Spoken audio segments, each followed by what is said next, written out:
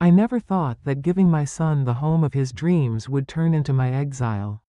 There I was, standing on the front porch of that lakeside cottage we'd built with so much sacrifice. The morning sun was bright, but what froze me was Darren's face. The movers had just unloaded the last box. I held a suitcase full of folded clothes, ready to settle into the guest room.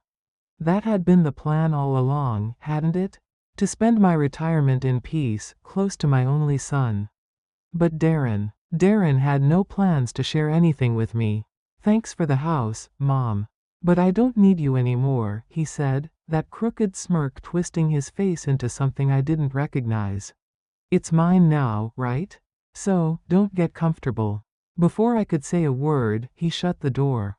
Just like that, I stood there, suitcase in hand, heart pounding in my ears. The birds were singing, and the pines smelled sweet and sharp, but it all felt like a cruel joke. Did they really think I would stay quiet? Because that wasn't just a door closing. It was the echo of every time I bit my tongue out of love. It was the price for every dollar I saved, every meal I skipped, every sleepless night spent dreaming of a better life for that boy. A boy who now looked at me like an old chair, still there, but too inconvenient to keep around. And the pain wasn't about the house.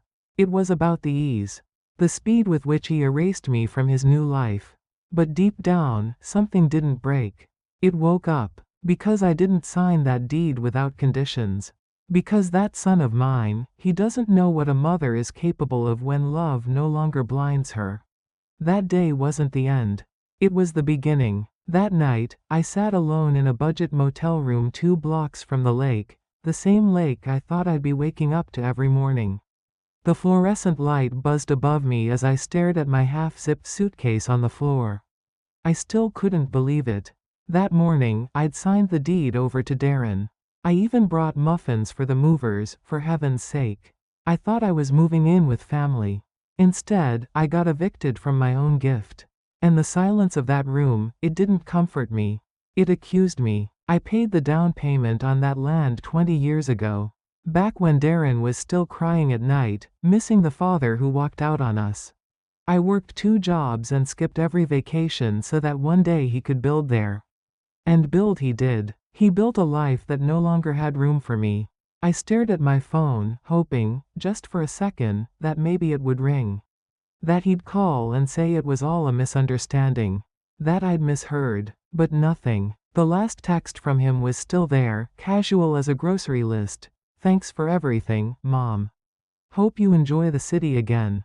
Enjoy the city? I left behind my neighborhood, my routine, my church friends, and moved 2 hours away to be near him. To help him. To matter. And he shut the door in my face before the floor had even settled beneath my feet. I glanced at the kitchenette. 1 mug. 1 packet of instant coffee. 1 paper cup wrapped in plastic. It hit me, then. This wasn't temporary. He didn't plan to let me come back. I'd always imagined my old age surrounded by love, laughter, maybe grandkids. Instead, I was crying in a motel, wondering where I'd sleep next week. And yet, even through the tears, I felt something shift inside me. Something old. Something I hadn't felt in years. Not revenge. Not yet. Clarity. I'd given him everything: money, time, trust. And what had I gotten? A slammed door. But I remembered something Darren didn't. I didn't just give him the house. I gave him paperwork. Paperwork I'd carefully reviewed with a lawyer. And buried deep in those pages, somewhere between the gratitude and the signatures, was a clause. A quiet little clause that might just be my way back in. I sat on the edge of that stiff motel bed, holding a photo I kept tucked inside my wallet. Darren at 8 years old, holding a fishing pole twice his size, smiling like the world was his. We were standing by that very lake. Back then, the cottage was only a dream, just raw land with overgrown weeds and wildflowers. He'd said, "One day, I'm going to build my house right here. You can live with me forever, Mom." Forever. How long is forever to a child who forgets? The TV flickered behind me with some low-budget soap, but all I could see was that little boy again. The one who cried when his father walked out. The The one who used to leave me crayon drawings with, "Best mom ever," scribbled in shaky letters. When did he become the man who looked me in the eye and shut the door? I thought of all the birthdays I spent planning surprise parties for him, even when we barely had enough to spare. Of the winter I gave up my own coat so he could have a warmer one for school. Of the college fund I built dollar by dollar from tips at the diner. He didn't even know about it until his acceptance letter came. And now he couldn't even give me a room in the house I bought. I had chosen that rose-colored dress for his wedding day. I still remembered the way the fabric shimmered in the fitting room lights. "You're going to look radiant," the clerk had said. I'd imagined myself in the front row, clutching tissues, watching him start a new life. Instead, that dress was still hanging in my closet, tags untouched. He didn't just exclude me. He erased me, like I was a piece of outdated furniture, something that didn't match the aesthetic of his new world. I gave him the land. I helped pay for materials. I covered the taxes last year when he said things were tight. I made sure there was food in his fridge, furniture in his living room, and heat in the winter. And he thanked me by locking the door. It's funny, isn't it? You spend a lifetime teaching your child how to be good, and then one day, you realize he's learned how to be clever instead. I rubbed my temples, feeling the years of sacrifice like bricks on my shoulders. But I wasn't just hurt. I was remembering that I was never weak. Not when I raised him alone. Not when I built a life from scratch. Not when I made that cottage possible. And now? Now I was going to remember something else. How to protect what's mine. Because love gave him the dream, but knowledge? Knowledge might just bring it back. Lucille handed me a mug of chamomile tea and sat across from me like she'd been waiting years for this moment. "You gave him the cottage," she said gently, "but not your backbone. Take it back. Not out of revenge, out of justice." The words landed hard. Not cruel. Not dramatic. Just true. Her condo was small but warm. Quilted pillows on the couch. A faint scent of vanilla in the air. The kind of space that held stories, not secrets. And that night, it held me. I told her everything. How Darren had smiled while shutting the door. How the deed was signed just hours before. How I stood there like a fool while the dream I'd built slipped through my fingers. Lucille didn't cry for me. She didn't gasp. She didn't tell me I'd been too kind or too naive. She just nodded, like she'd seen this story before. Like every woman past 60 had. "You said you had your lawyer look over the paperwork before signing, right?" she asked. I nodded. "And didn't he mention putting in some sort of clause? Something protective?" I blinked. Protective. That word. Yes, he had. It was a conversation I almost forgot, brushed off at the time. My lawyer, Mr. Halber, had insisted on it. Said I was generous, but not foolish. Said we should keep a right of re-entry clause in the deed. Just in case. Just in case. I'd laughed at the time. "He'd never do that to me," I said. Lucille gave a dry laugh when I told her that. "Honey, men say I love you with one hand while changing the locks with the other." I looked down at my tea. The steam curled like smoke from a fire I hadn't realized was still burning. "Do you still have the emails? From the lawyer?" she asked. "I do." "Then start there. And keep your mouth shut for now. Don't give that boy a reason to get ahead of you." Lucille wasn't giving me comfort. She was giving me direction. A roadmap. And something else, too. Permission. Permission to stop being the quiet, generous woman who stayed behind the scenes. The mother who made excuses. The soft-hearted one who got pushed out of her own life. I didn't need to storm back into that house. I didn't need to scream on his porch. I had something stronger. Paper. Paper doesn't forget, doesn't lie, and doesn't slam doors. And Darren? Darren had no idea what he'd signed. But I did. The county records office was colder than I remembered. The kind of cold that sticks to your fingers even when the sun's blazing outside. I handed the clerk my ID and requested a certified copy of the deed. My deed, the one I signed over to Darren just a few days ago. She barely glanced at me before disappearing behind a stack of file cabinets. Minutes later, I held the truth in my hands. There it was, tucked quietly near the bottom. Right of re-entry upon breach of terms. Simple, precise, legal. He didn't read it. I knew it the moment I handed him the envelope. Darren never liked paperwork. He liked handouts. I remembered the way he flipped through the pages like it was a rental agreement, not a generational gift. He was smiling too wide, asking me if I wanted the master or the guest room. I'd chosen the guest room, of course. Didn't want to feel like I was imposing. Now I realized, I was never invited. I was only useful. But this clause, this changed everything. The lawyer had warned me, keep this quiet unless you need it. And if you ever do, don't try to handle it alone. I read the sentence 3 times, my finger tracing the words.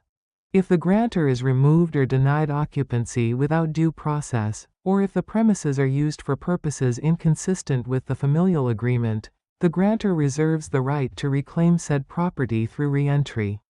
Legal speak, but I understood it perfectly. He locked me out. He removed me without notice. He violated our verbal agreement. I had cause. Quiet cause. Outside, the trees whispered as the wind passed through them. I'd driven by the cottage on my way to the records office.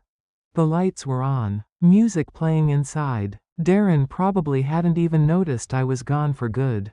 He probably thought I'd go crawling back, offering more. A guilt trip. Maybe a check. What he didn't know, I wasn't coming back with open arms. I was coming back with paperwork. It didn't matter that I wasn't wearing that pink dress I bought for his wedding day. It didn't matter that my name wasn't in their family photos. I had the one name that still mattered. The one on the clause. And if Darren thought the story ended with that door in my face, he had no idea who wrote the prologue.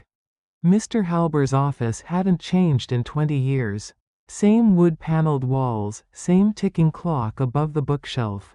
Only now, the photos on his desk were different, his grandchildren instead of his kids. He looked up over his glasses when I walked in. "Dulce," he said, standing to greet me. "Didn't expect to see you again so soon." I handed him the deed without a word. He flipped to the clause in seconds. His eyebrows rose, slightly. Just enough to let me know I wasn't overreacting. "I take it Darren didn't honor the living arrangement you discussed?" he asked carefully. I gave a dry laugh.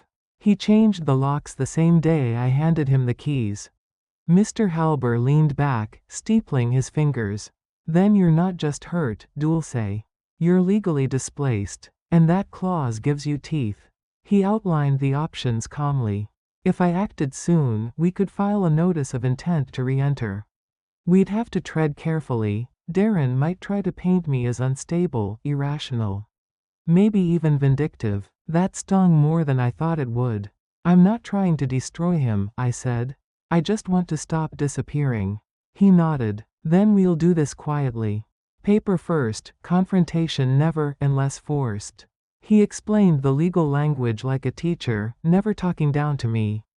I took notes, asked questions. No more blind generosity. No more surprises. We'd need to document everything. My financial contributions, the verbal agreement, the date I moved in, the date I was removed. Emails, texts, bank records, photos, every smile I paid for. Every couch, lamp, and casserole dish. Suddenly, all those little acts of love I'd done for Darren, the groceries, the utilities, the just because gifts, they weren't just memories anymore. They were evidence. As I gathered the documents from my purse, Mr. Halber paused. "Dulce, are you ready for the emotional part of this? Because he might not fight with logic. He'll fight with guilt." I looked him in the eye and said, "Let him. Guilt only works on someone who thinks they did something wrong." For the first time in weeks, I felt like myself again. Not the mother who tiptoed around a grown man's ego. Not the woman crying in a motel bed. Not the quiet provider in the background of someone else's dream. I was the owner of that house. And now, I was finally ready to act like it. The library smelled like old books and lemon floor wax. I hadn't been in that building since Darren was in middle school, writing a report on volcanoes. Back when he still called me Mama instead of Ma. Now, I was here digging into his mess. Mr. Halber told me to start with public records, business filings, property liens. He said, follow the paper trail. Men like Darren leave crumbs. They just never think anyone's hungry enough to find them. So I searched. And what I found made my stomach twist. 3 weeks after I signed the cottage over, Darren registered an LLC in his name. A generic name, Lakeside Growth Ventures. No website, no phone number, just a P.O. box and a note that the business purpose was consulting in retreats. It wasn't the name that hit me, it was what came next. He used the cottage as collateral. He refinanced part of the land and secured a personal loan, well into the 6 figures. He used my gift to take out his risk. And I never knew, not a single word, not a heads up, not a thank you. He took the land I worked for, that I dreamed of growing old in, and turned it into a bargaining chip. A leverage point, a pawn, all while patting me on the shoulder and calling me the most generous mom in the world. My eyes burned, but I didn't cry. Not this time. I printed everything. I highlighted dates, names, account numbers. The librarian asked if I needed help, and I almost laughed. How do you help someone realize their son used their love as capital? I drove back to the motel in silence, the papers in a folder beside me like they weighed 100 pounds. How long had Darren been planning this? Did he ever intend to let me stay? Or was the guest room just bait? A comfortable lie to keep the money flowing? He knew I'd trust him. That was my real mistake. But trust has a shelf life. And he just passed the expiration date. The address listed on Darren's business registration led me to a half-empty parking lot behind a rundown co-working space. The kind of place that once had ambition but now smelled like dust and disappointment. I double-checked the number. Suite 204B. Second floor. His business hub. I climbed the stairs slowly, folder in hand, hoping, just maybe, that there was something I'd missed. That this was all a misunderstanding. That my son wasn't that reckless. But when I reached the door, reality answered. An eviction notice was taped across the glass.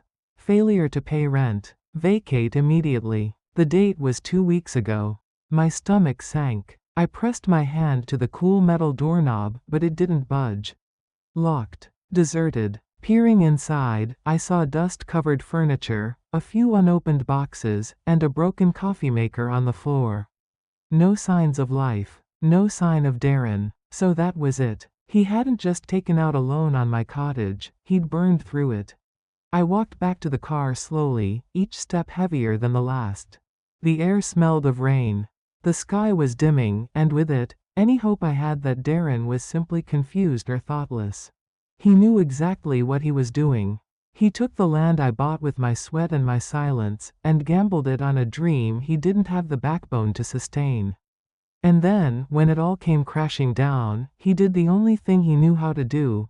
He threw the burden back on me. I sat in the driver's seat and stared out at the faded lettering on the co-working building's window. Create, grow, lead. How ironic. Darren didn't create. He consumed. He didn't grow. He drained. He didn't lead. He hid. But I wasn't here to fix him anymore. I was here to gather facts.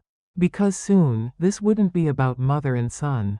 It would be about contract and breach.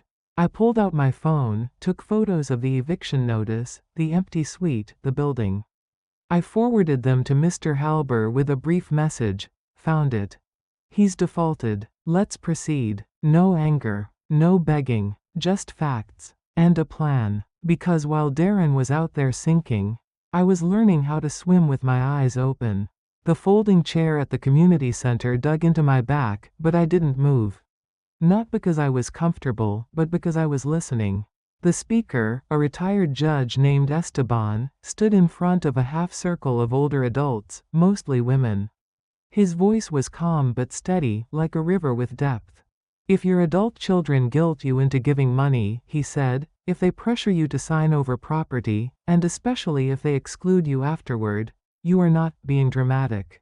You are being manipulated. Heads nodded around me. Mine, too. It's called financial abuse, he continued, pacing slowly. And yes, it counts even if the person doing it calls you, Mom. My throat tightened. For the first time in weeks, I felt the burn of truth without the sting of shame. He passed around a packet titled, Protecting Yourself After Generational Gifting. I took one and scanned it with quiet urgency. One line stood out. Document everything. People lie. Paper doesn't. I thought of every receipt I kept, every bank transfer, every photo of the couch I bought, the groceries I stocked, the deed I signed with shaking hands. People lie. Paper doesn't. A woman next to me, gray hair in a tight bun, hands neatly folded in her lap, whispered, My daughter took my condo. Promised I could stay. Moved her boyfriend in instead. I looked at her, and for a brief second, we understood each other without a single extra word. It wasn't just about the property. It was about being erased. About being seen as disposable once our usefulness expired. The judge closed his session with a final warning. If someone takes what's yours and makes you feel like you're selfish for asking questions, trust me, you're not the problem. I left that room with the packet in one hand and something heavier in the other. Validation. I wasn't crazy. I wasn't overreacting. I wasn't too emotional. I was a mother who gave too much. And now? I was a woman taking it back, quietly, carefully, and by the book. The mediation center smelled faintly of stale coffee and printer ink. Cold, sterile, a place where people came to argue politely. I sat across from an empty chair, the notice of mediation request lying neatly in front of me. Darren had been formally invited, served through my attorney with all the proper documents. He didn't show, but someone else did. She walked in quietly, holding a cheap leather purse, her eyes puffy, hair pinned too tightly. It took me a second to recognize her. Darren's wife. She sat down slowly, barely looking at me, and murmured, He's not coming. I figured, I said, keeping my voice level. The room was quiet. You could hear the buzz of the fluorescent lights above us. I half expected her to defend him, to spew excuses. But instead, she opened her purse and slid a piece of paper across the table. A credit card statement. The balance was almost maxed. $27,000. In his name. In her name. In my name, too. I was still listed as a guarantor. He burned through the loan, she said, her voice trembling. The business is gone. He's been trying to sell furniture just to make the rent. I looked at the paper. At the numbers. The debt. The damage. You knew he used the cottage as collateral? I asked. She nodded slowly. He said you wouldn't care. That you'd always bail him out. I didn't say a word. What was there to say? I watched her, really watched her. The way she clutched that purse like a lifeline. The way she looked down every time I made eye contact. This wasn't loyalty. This was survival. I didn't agree with the way he handled things, she said, softer now. Especially with you. But he doesn't listen to anyone. She stood up to leave, then paused. I shouldn't say this, but you were right to serve him. You should keep the house. It's the only thing that hasn't been ruined yet. And just like that, she was gone. No lawyers, no raised voices, just truth, whispered between women who knew what it meant to love someone who didn't love you back in the same way. I sat there alone, paper still in front of me, and realized something. Darren was no longer the only one with leverage. He was bleeding financially, and I had just started sharpening my knife, the legal kind. That night, I sat on the motel balcony with a lukewarm cup of coffee and a sunset I couldn't enjoy. The sky was doing its best, streaks of orange, pink, and gold melting into the lake's surface like a painting. But beauty doesn't land the same when your heart is sore. I stared out at the water, legs curled under me, and whispered into the breeze, he didn't betray me because I failed him. I let the words settle, even though they stung. He betrayed me because he thought I'd always be soft. That was it. The moment it all clicked. Not the eviction, not the debt, not even the business lie. This. He thought I was soft. All those years I said yes. All the dinners I paid for, the apologies I accepted, the sacrifices I made quietly. He mistook kindness for weakness, generosity for gullibility, love for obedience. But softness isn't the absence of strength. It's just strength held back, for peace, for family, for love. And he'd mistaken it for something he could erase. I pulled my robe tighter around me and looked down at the little folder resting on the table. Inside were copies of the deed, the emails, the loan papers, the mediation documents. A war chest, disguised as paper. I thought about that clause again. Right of re-entry. A line of text tucked into a contract like a secret weapon. Not made to hurt, but to protect. All this time, I'd been mourning the door that closed on me. But tonight, I started planning how to open another one.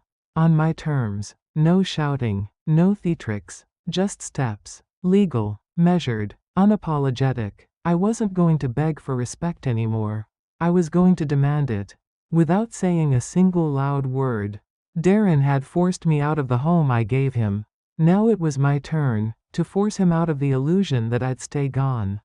The wind picked up and rustled the trees. I sipped my coffee again.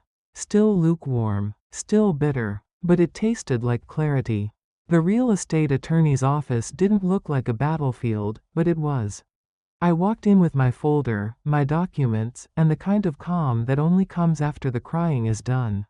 No shaking hands, no second guessing, just focus. Mr. Halber had recommended this firm. Small, discreet, and known for protecting older property owners from exactly this kind of betrayal. The woman I met, Elisa Martinez, was sharp, polite, and no nonsense. My kind of person. She reviewed the re-entry clause with the eyes of someone who'd seen too many children try to outsmart the parents who gave them everything.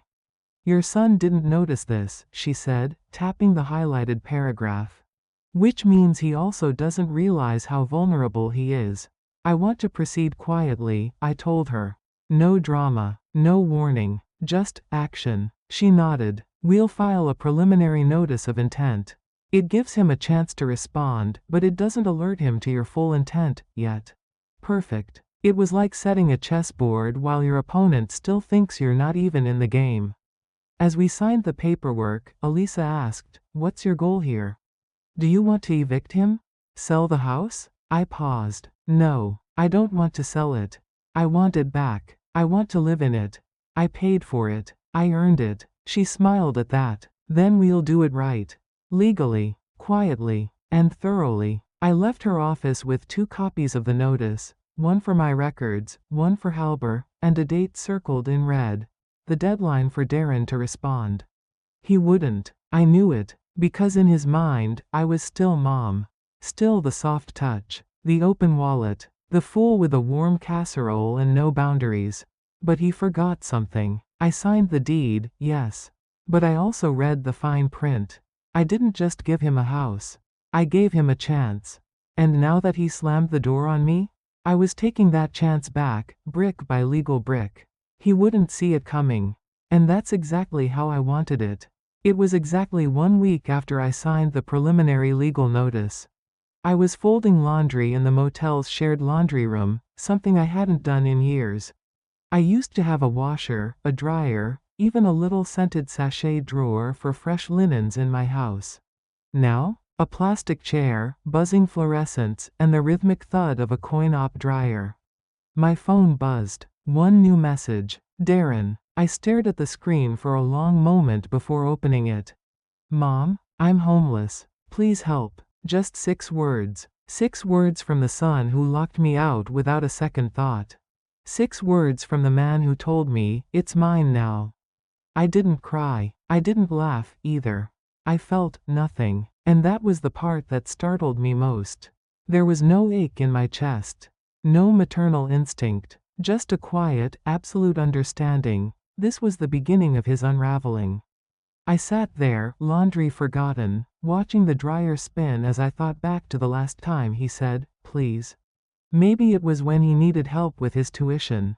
Or when he asked if I could co-sign a loan, just in case. Or when he begged me to help with the down payment, promising I'd always have a place there. And now? Now the place was falling apart, just like the lies. He didn't know I'd already filed.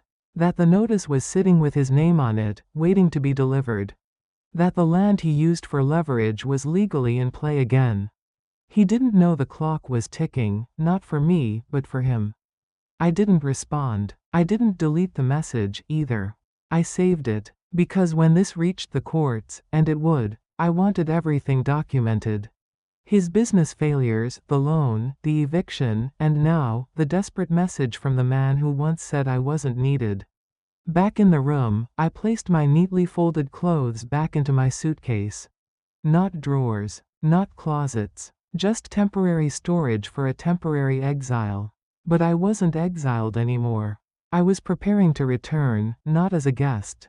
As the rightful owner. We met at a coffee shop near the courthouse. Neutral ground. I chose the seat facing the door, coffee already in hand, calm as a glacier. Darren walked in 5 minutes late, gaunt, pale, eyes ringed with panic he couldn't hide. He didn't even bother with pleasantries. "Mom, I messed up." I didn't blink. He sat down heavily across from me. No smugness this time. "No, thanks for everything, but I don't need you." Just a broken man trying to remember how to talk to someone he thought he'd never need again. "I shouldn't have pushed you out," he continued, voice low. "I just thought, I don't know, that you'd understand, that it was my turn." I stirred my coffee slowly. Let the silence stretch. "You thought I'd understand being locked out of a home I paid for?" I asked quietly. His shoulders tensed. "I thought maybe you wouldn't need it. That you were happier in the city. You always said." I held up one hand. "You don't get to guess what I need." He swallowed hard. "I'm just trying to fix this." I leaned in, my voice steady. "Fix it? Darren, you kicked me out while my name was still on your survival plan." He froze. "I've seen the loan papers. The liens. The eviction notice from your office. I know about the LLC. I know the cottage was your collateral, and your backup." His face turned pale. "You didn't just forget me, Darren. You used me. You gambled everything I gave you, and when it fell apart, you came running back." He opened his mouth, but nothing came out. I sipped my coffee again. "You want to fix this? Then start by accepting something you've never liked hearing. You don't own me. Or my kindness." I stood up, placing a crisp envelope on the table, addressed from my attorney's office. "That's the formal notification. I'm exercising the re-entry clause. You'll have the legal details by Monday." He reached for it like it might bite. "I didn't want to go this route," I said. "But you closed the door on me, Darren. Now I'm opening it, for myself." I walked out before he could say another word. No tears. No hugs. No guilt. Just the echo of my heels against the tile and the weight of years finally lifting from my shoulders. The courthouse smelled like cold marble and nervous sweat. I sat beside my lawyer, hands folded neatly in my lap, dressed not for pity, but for dignity. Darren sat across the aisle, his suit wrinkled, jaw tight. His lawyer, a young man in a too shiny tie, kept whispering to him, but Darren barely responded. His eyes darted toward me a few times. I didn't look away. The judge called the case, re-entry claim based on breach of agreement. My name, Darren's name, the house, the life we both pretended to share. It was time. Mr. Halber stood and presented our case with the clarity of someone who'd spent years watching good people get taken advantage of. He laid it all out, the deed with the right of re-entry clause. My financial contributions, itemized, dated, verified. The LLC registration Darren filed using the property as collateral. The loan documents. The eviction notice from his office. And finally, the texts, including the one where he said, "Mom, I'm homeless." He spoke without flair, without anger. Just facts. Just paper. Darren's lawyer tried to spin it. Said the gift was unconditional. That Darren had been under financial stress. That I was acting out of revenge, not legal right. But when the judge asked for documentation, they had nothing. No written agreement. No signed contract from Darren promising me a room. No denial of the financial facts. Just excuses. Excuses don't win in court. Evidence does. And documents? Documents don't cry. They testify. The judge asked me if I wanted to speak. I stood slowly. My son didn't betray me because I was unkind, I said, voice steady. He betrayed me because I was convenient. He thought I'd always be there, always paying, always forgiving. Until I wasn't. I let that hang in the room. Everything I gave was out of love. Everything I'm doing now is out of self-respect. The judge nodded once, sharply. Then he spoke the words I'd been waiting for. Based on the clause within the deed and the documented pattern of financial misuse, I am reinstating the plaintiff's legal right to the property. Darren slumped in his chair. I didn't celebrate. I didn't smile. I just closed my folder, stood up, and walked out. Because justice doesn't always roar. Sometimes it walks quietly in sensible shoes and takes back the keys. The first morning back, I stood in the kitchen of the guest house with a mug of coffee warming my hands, looking out over the lake. The same lake that once made me feel forgotten, now felt like mine again. Darren still had 30 days. The judge gave him that, a buffer, a grace period. I agreed to it, not because I had to, but because I wanted to walk back in with my head held high, not with spite in my step. I moved into the guest house first, while the main house sat cold and quiet on the hill above. A temporary arrangement, this time on my terms. And Darren? He stayed in the main house, but barely. He didn't say a word to me the day I arrived. No apology, no tantrum, just an open garage door, a car half packed, and the sound of his footsteps upstairs. Each morning, I brewed my coffee in silence. I'd sit on the porch wrapped in my cardigan, watching the sunrise, the same view I once dreamed of sharing with him. Now, it was mine alone. He avoided me completely. If he saw me in the garden, he ducked inside. If he passed me on the gravel path, he looked at the ground like it might swallow him whole. Humiliation does that to a man used to control. The man who locked me out now locked himself in. I didn't gloat, but I also didn't offer comfort. I had spent years spoon-feeding empathy to someone who never tasted it for himself. I spent those weeks planting herbs by the fence, repainting the kitchen walls, and replacing the wind chimes he once said were too loud. I brought life back to the house he thought he could strip of me. And each day, I felt a little more like myself again. Not his mother, not his fallback, just me, independent, steady, unapologetic. He didn't knock on my door. He didn't say thank you for the grace period. He didn't say goodbye. But then again, what do you say to someone who's no longer playing by your rules? 2 months later, he was gone. No note, no knock, just an empty driveway and silence that felt cleaner than any apology could have. I waited a full day before walking up the hill to the main house. The key turned easily in the lock, my lock now. Inside, it was eerily neat. The furniture was gone. His cologne no longer clung to the air. He'd left the walls bare, like he was trying to erase any trace of having lived there. But the bones of the home were still mine. The crown molding I chose. The fireplace I paid for. The floorboards that creaked where Darren once ran through as a boy. I walked room by room, making a quiet inventory. Not of things, but of peace. I chose the master bedroom for myself this time. No more shrinking to the guest room out of politeness. I opened the windows, stripped the bed sheets, and aired out the ghosts. Then, I stepped into the garden. The soil was dry but familiar. Still rich. Still ready. I spent the afternoon planting dahlias, the kind my mother used to love. Deep red, soft pink, pure white. Color returning to the ground he once claimed for himself. My hands were covered in earth, my knees aching, my heart steady. A neighbor passing by called out, "New owner?" I smiled without looking up. "Old owner," I said. New rules. Back inside, I replaced the locks. All of them. It wasn't about keeping Darren out anymore. It was about keeping me in. I poured a glass of water, sat on the porch, and looked out at the lake that had once watched me fall apart. Now, it watched me rebuild. I didn't need a speech. I didn't need closure. The cottage was mine again, not just on paper, not just by law, but in presence, in power, in peace. And this time? This time, the door locks from my side.